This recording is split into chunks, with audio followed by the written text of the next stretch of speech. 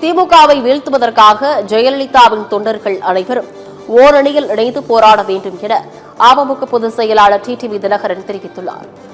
திருவண்ணாமலையில் அம்மா மக்கள் முன்னேற்றக் கழகத்தைச் சேர்ந்த நிர்வாகியின் இல்ல திருமண விழாவில் டிடிவி தினகரன் கலந்து கொண்டார்.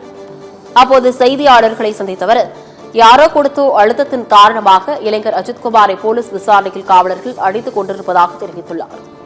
திமுகவை வீழ்த்துவதற்காக ஓர் அணியில அம்மாவின் தொண்டர்கள் அனைவரும் ஓர் அணியில இணைந்து போராட வேண்டும், திமுக வீழ்த்த வேண்டும் என்கிற நல்ல எண்ணத்தோடு பாஜகவின் முக்கிய தலைவர் திரு அமித்ஷா அவர்களின் முயற்சி இன்றைக்கு வெற்றி பெற்று வருகிறது.